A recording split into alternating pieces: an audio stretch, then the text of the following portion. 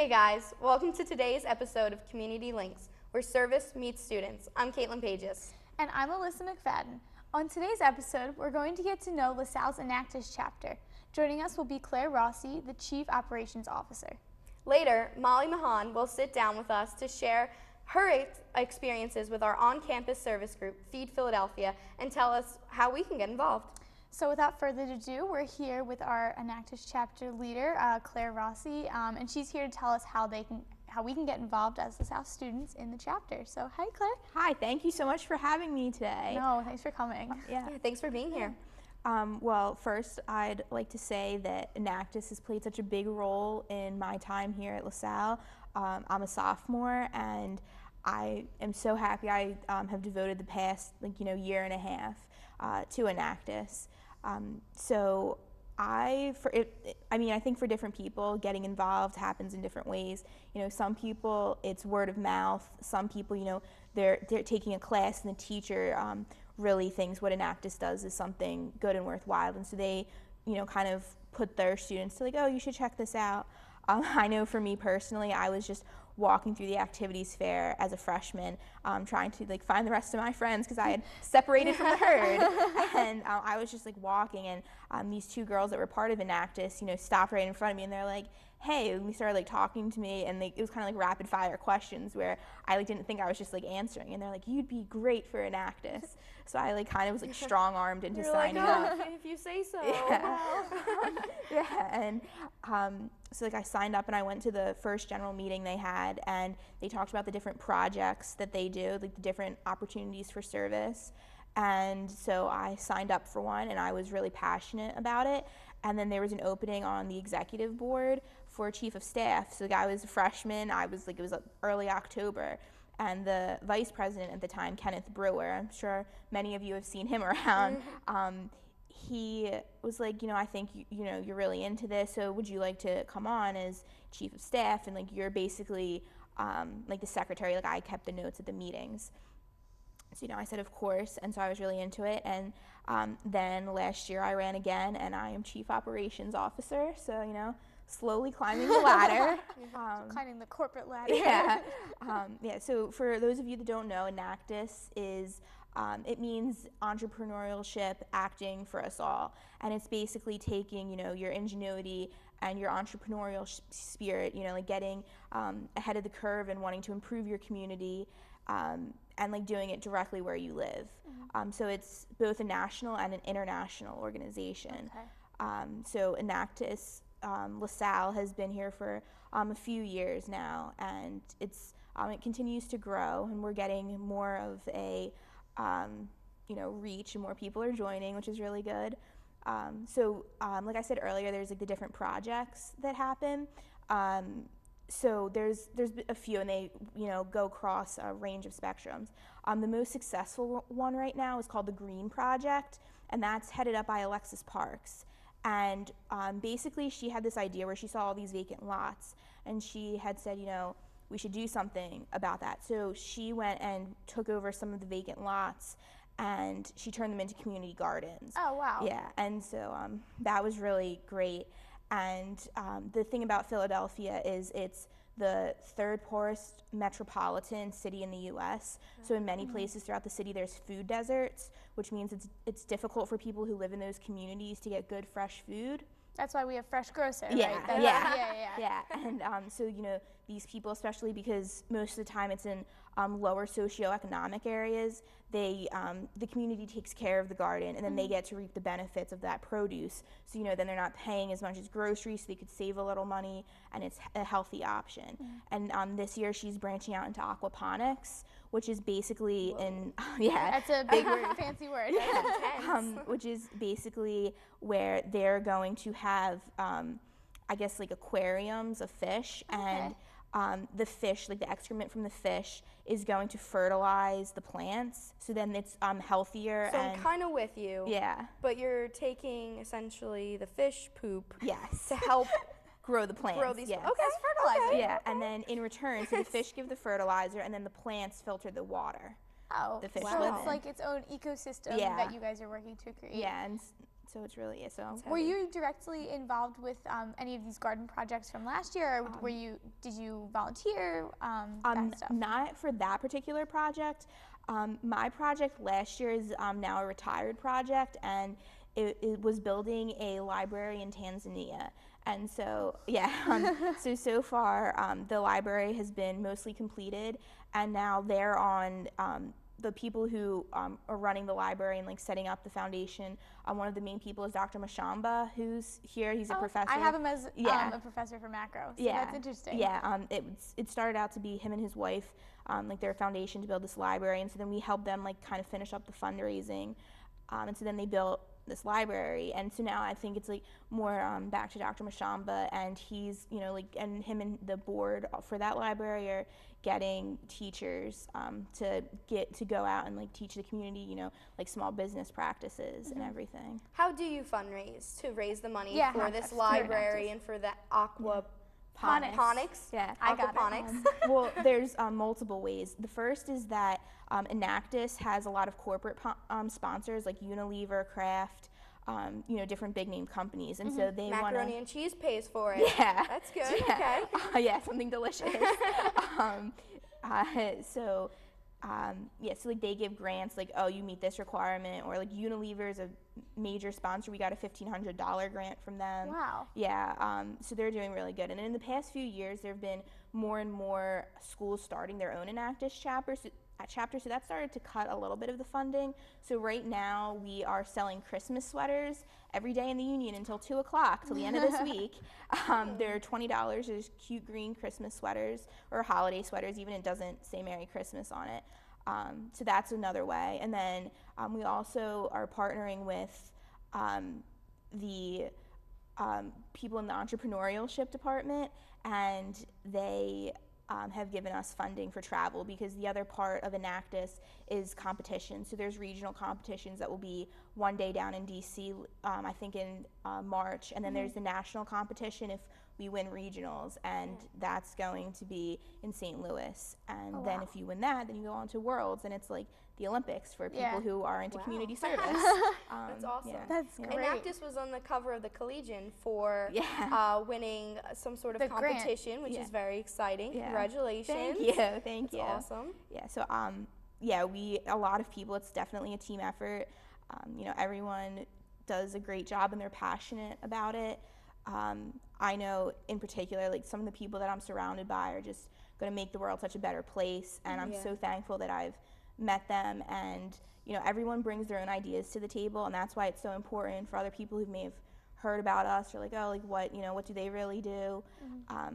Bring your ideas, because maybe you're really passionate about something and you want to help us grow, and we can help you with your own projects, and then you'll be a project leader in a year, and you'll get the credit, not that that's what it's all about, but you'll make what you care about to be something better. One thing that I'm very curious about is, you said that your first project, which is now retired, was to build the library in Tanzania.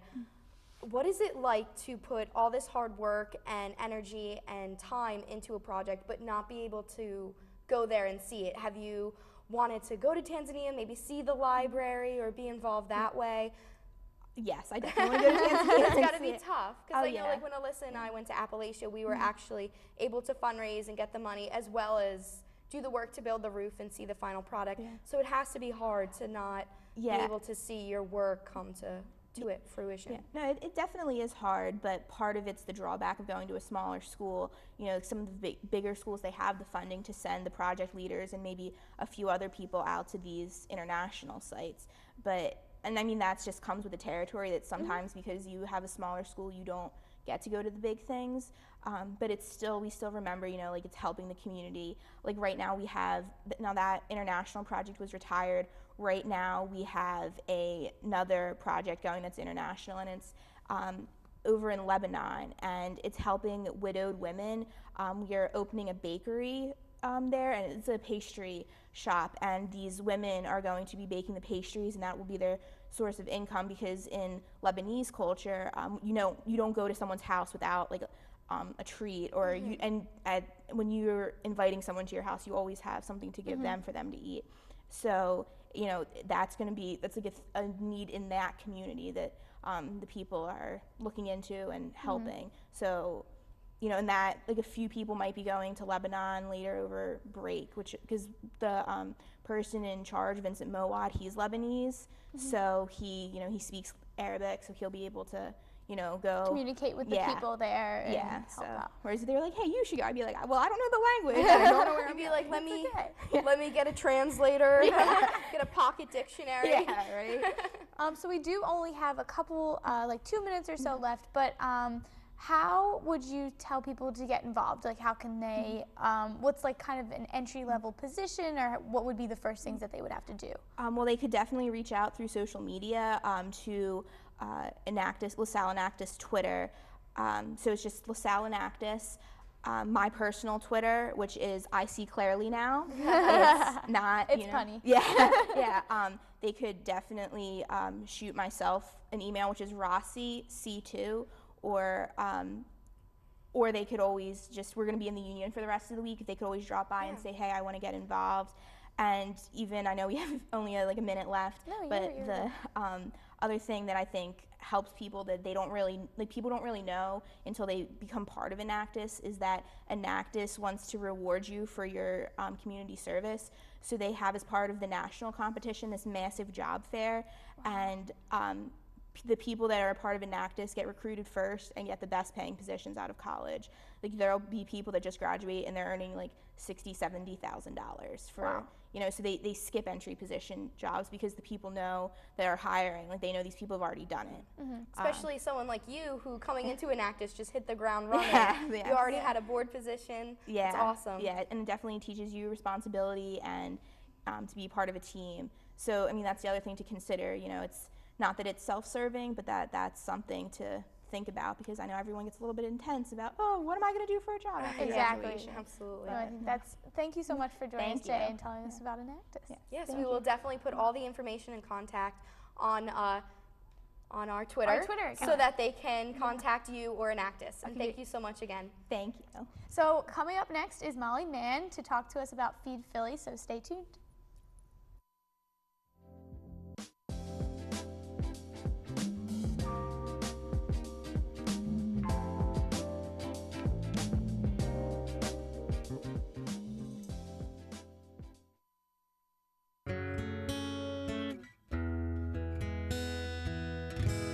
Me, Jerry Mathers, from the television show Leave It to Beaver. I've been diagnosed with the disease, diabetic peripheral neuropathy, or DPN. DPN is damage to the nerve tissue of the peripheral nervous system. 60 to 70% of people with diabetes have some form of neuropathy. The most common form affects the hands and feet and can cause pain, burning sensation, and in severe cases, total loss of feeling. People with DPN need to take special care of their feet. More than half of the lower limb amputations occur in people with diabetes. Be proactive, monitor your blood glucose levels, follow medication therapies, and maintain proper foot health with your podiatrist. It worked for me. To learn more about DPN, go to www.neuropathyaction.org. Today, a new creature walks among us, terrorizing innocent citizens. Until this threat can be contained, we must all be on the lookout for the dreaded digital deadwalkers. Dude! They're not looking out for you. Engage! A public service safety message from the American Academy of Orthopedic Surgeons, who want to keep everyone well connected with strong, healthy bones. Today, Eric Almirola behind the wheel in that 43 car. We all have a role to play here at Richard Petty Motorsports. We respect each other, work hard, and that helped us get the big win in Daytona. My partners in the U.S. Air Force also know that it takes a team to make each mission a success. Your coworkers, family, and friends are your team. Treat them with respect, and together you can accomplish great things. This message is brought to you by the U.S. Air Force.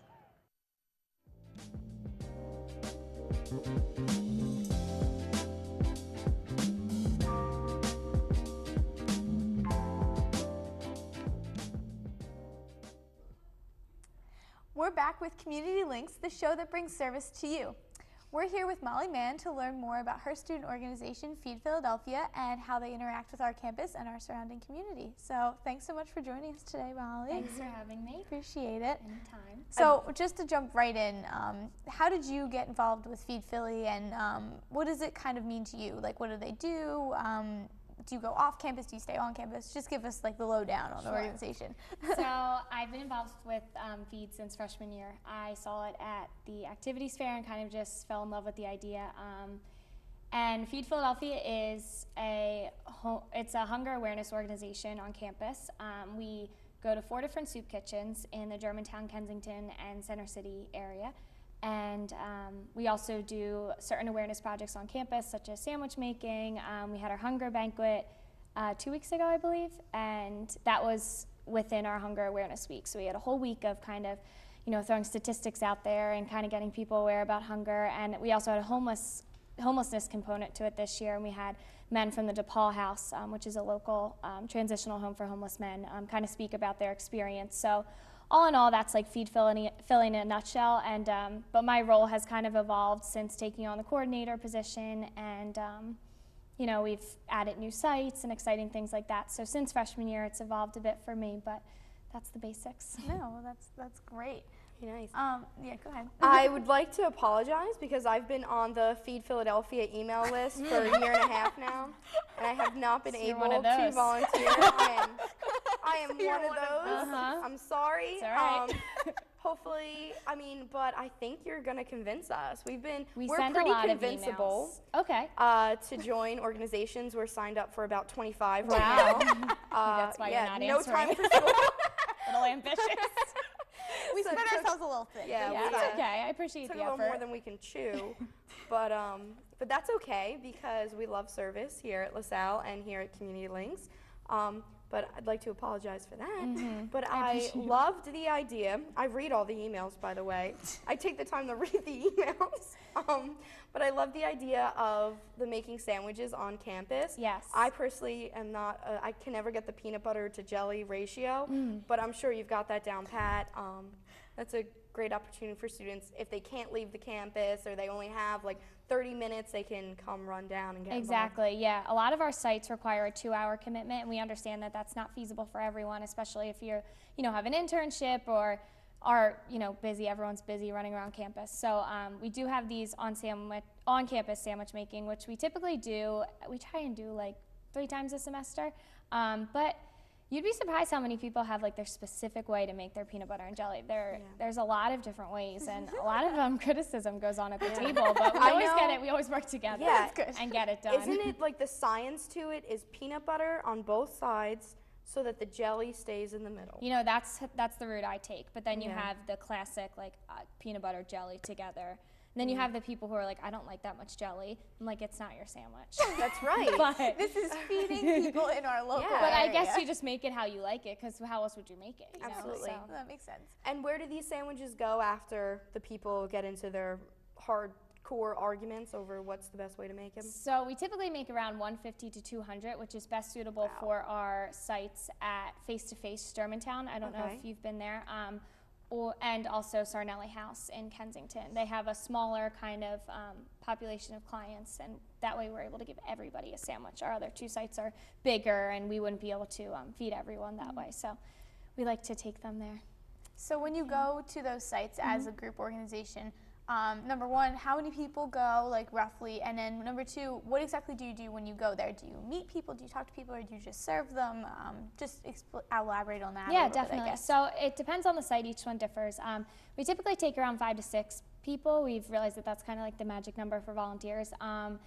And some of our sites are more like restaurant style, where we kind of take on a table as a waitress, which is kind of nice because we like introduce ourselves. Face to Face is really about human dignity and kind of making each person feel like, a restaurant experience. So can I get you coffee? Can I get you water?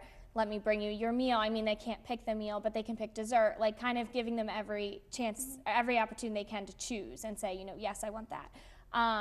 St. Francis Inn is very similar, very like restaurant style.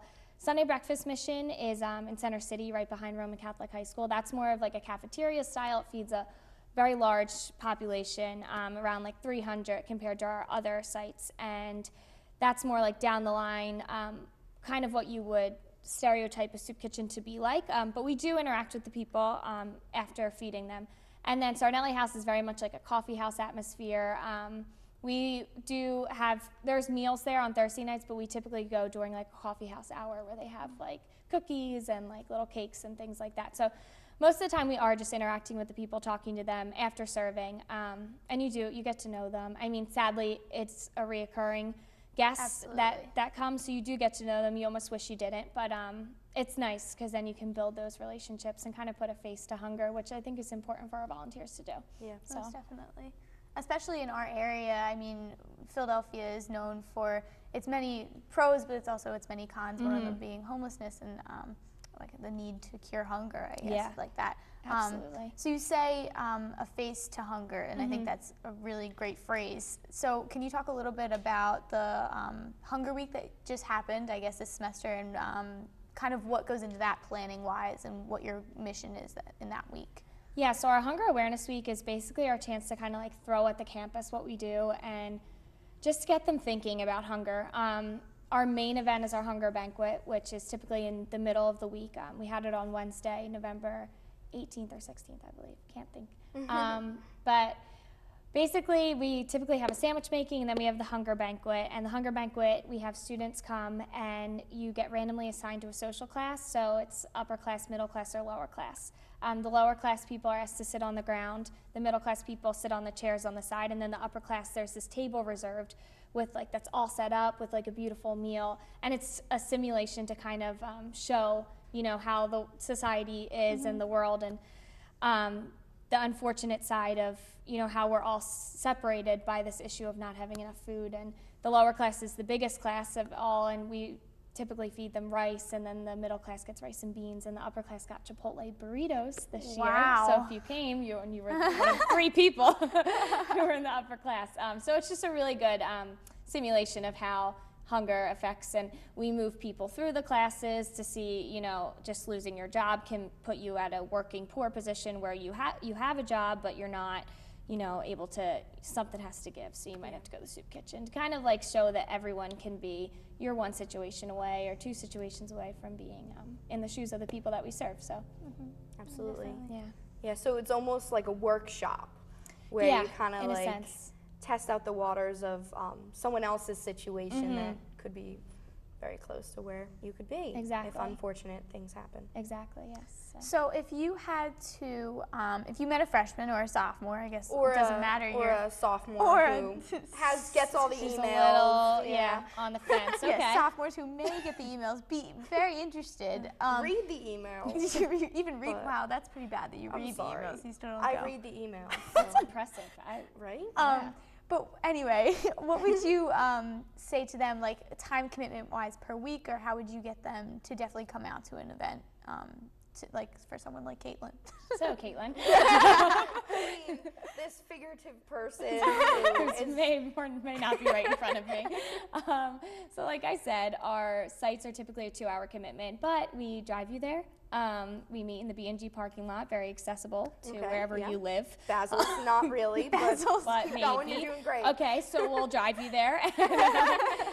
We go Monday, Tuesday, and I think Monday, Tuesday, Thursday, Friday. And then we have the sandwich makings like 3 times throughout the semester in the union.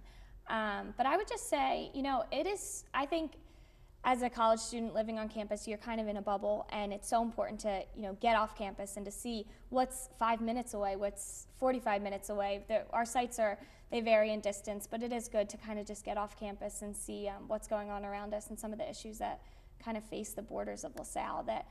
And we, as students, you know, we have this time to volunteer. We have this time between classes, this schedule that we're not going to have in a few years when we're working and, you know, have this very regimented schedule. So it's good to, you know, give the time that we do have.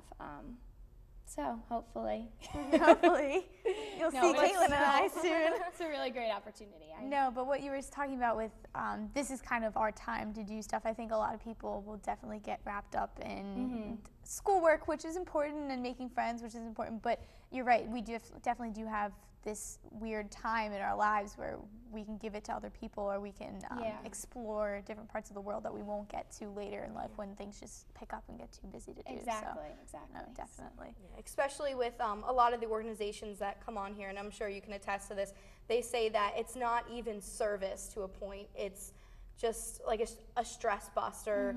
It's a break from studying. You go out, you help other people, and the time goes by so much faster when you're working with other people, or some of the organizations that go to the PSPCA working with animals.